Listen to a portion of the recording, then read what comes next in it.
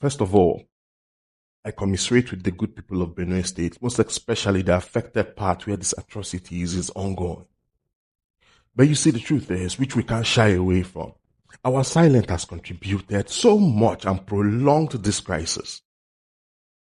This is more or less a continuation of what happened in 1966. And I will come to that. Now, let me go back to the silence. Let's start from Tinubu, our president. Before Tinubu could say anything about it, Al Jazeera don't talk about them. The Pope where they Rome, Vatican don't talk about them.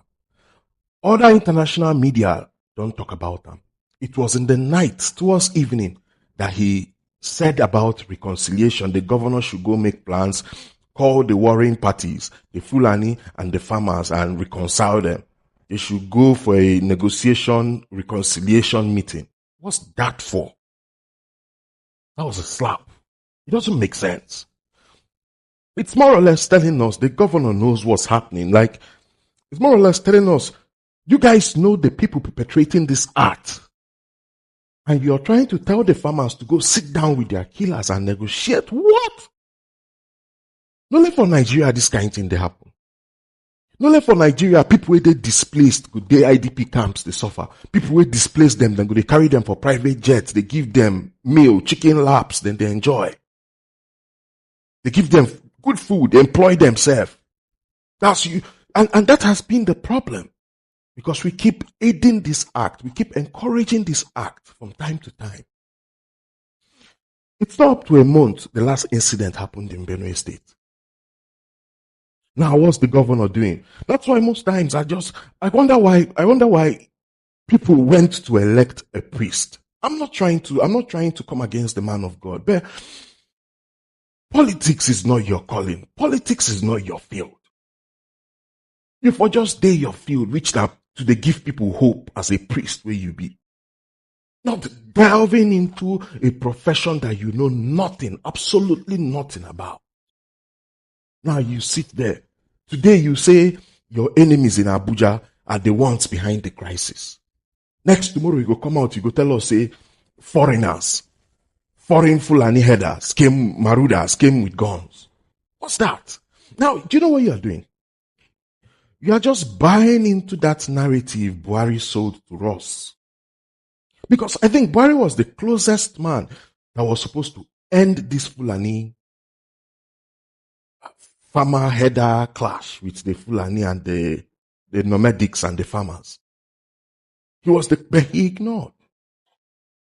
That was when the whole narrative of foreign headers, which is very funny. Foreign headers now wash.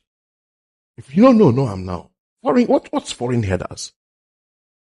Foreign headers, yet you're saying, you as a governor, you said the military is in cahoots with the headers, and you call them foreign headers. When Erofai carry money will belong to in state, Kaduna, and went to give Fulani herdsmen, say he was bribing them so that they will stop causing chaos in the state. Can you imagine? No be Nigerian Fulani him go give. Well, let God know what he give them money for. If it's really to stop the killing or to aid them. So Erofai, you know these people that goes to Southern Kaduna to go and poof people. You know these people. Instead of you to call the security agencies to take them in, you prefer to go give them money. In this country, a Sheikh Gumi, went and visited the bandits. Now, foreign bandits didn't go visit. No, it was Nigerian bandits. As a matter of fact, when he came out, he said they were making demands, that they felt isolated. They felt like they don't belong to the country. And that's why they are doing what they are doing. That the government should provide school, provide water, provide this, provide that for them. And you say these are foreign headers? Sheikh Gumi, you want to tell me Sheikh Gumi doesn't know where they are? The military never carry Sheikh Gumi, go arrest them? Why are we pretending? Why are we lying to ourselves? Foreign what? Is Mohammed Issa the founder of Boko Haram foreign Fulani? The one that took over him, what's that his name again? I forgot it. Is that one foreign Fulani too?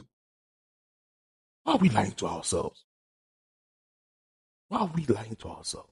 When David Hundane made his findings, when he brought out his findings, which implicated Shegumi's father, and so many of them, the Nasco biscuit scandal, what did they do about it?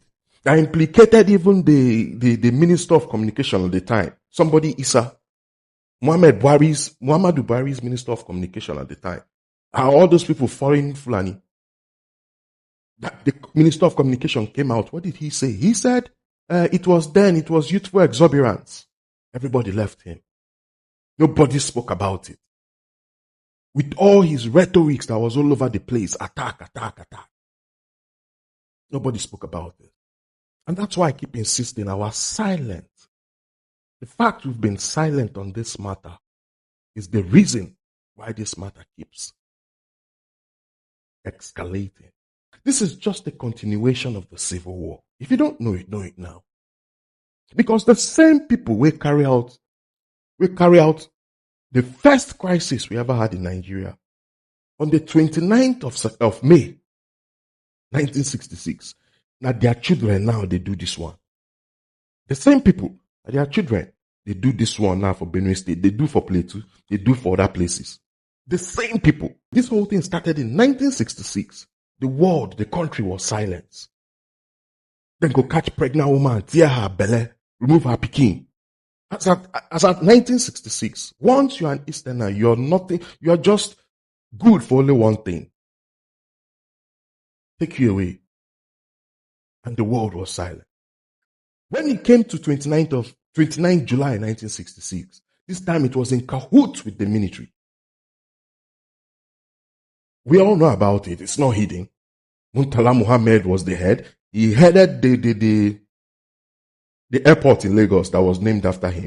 Even the one that happened 29 September 1966, the world was still silent. It happened. Not to talk of the one that happened in Asaba. The military was still involved. And now you expect the people to trust the military. The military came, told people to line up, that they were coming to settle, that they were coming to settle with the people of Asaba. So that they will negotiate terms of surrender, be whatever it was. They came there, separated the women and the men, took off the men. It's the same thing happening. The same man that was involved in what happened in 1966, he's crying today, saying the military is in cahoots, trying to eliminate his own people. T.Y. Danjuma. It's all over the news. He didn't end it in 1966. Now it's just right at his doorstep in Taraba State. Because if Gowon had dealt with those people in 1966, because we need to understand something, punishment is just a deterrent so it doesn't happen again. Anybody will come close to that crime with fear, ain't go wrong. Ain't go no say there is a price to pay. But what did we do? We promoted all the whole military men that were involved. The civilians were given juicy posts in ministries, giving good allocations for job well done. Now it's now spreading. It started in the East. Now it's spreading. We need to go back to 1966 because without reconciliation, we can never get trust. What's going on right now is nothing more than a continuation of the Civil War. If you don't know, I'm not. You don't spread. You think you're in the town, you're safe. When the Easterners were crying that they wanted to exterminate them, you thought it was a joke? You were thinking it was a joke? Now it's the part of the North that is now crying that they want to exterminate them and they are working in cahoots with the military. What's the difference? What happened in 66 and what's happening now? What's the difference? The only difference is 66, the military were emboldened. It was a broad daylight deal. The people involved, the civilian involved, they were emboldened. It was a broad daylight deal. Take them out. Now they come at night. I was thinking when Tinubu comes in, he was going to take a decisive step towards ending this thing, which was the nomadic movement, and introduce ranching. I thought he was going to do that. And he still succumbed because he wants votes. But yet he took a decisive step when he came to Port Harcourt, where there no shoot knockout. No single knockout sounded in Port Harcourt. You introduced a state of emergency. Now see where they fight civil war. You ignore them. Does that make sense? Does that make sense? It shows you're just politically inclined. Your major concern is politics. Once election is over, you go back to the drawing board of politics. The cycle continues. The cycle continues. Election, back to drafting, back to realignment of politics. It's a pity you've not even traveled to see these people. To see these people going through these atrocities. You've not said, at least make you try visit them.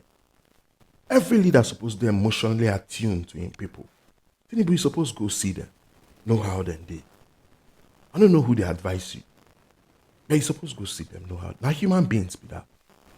We need to start coming together to know how to end this civil war in Nigeria. A lot of people have been emboldened, and that's why they do what they do. Without fear. Everybody's silent. The president is silent. Who will go fear on to? The governor in Benue State is confused. He says this today, he says that tomorrow. Well, we need to do something. Tinubu come to our aid because he already did Southwest. He's already in the Southwest. Let's help ourselves. Let's stop this silence. Let's always speak out. I know right now the government is doing everything possible to gag us not to talk about it. Yeah, we need to speak about it. If not, nobody until you reach your doorstep. Now human beings be this, their life matters.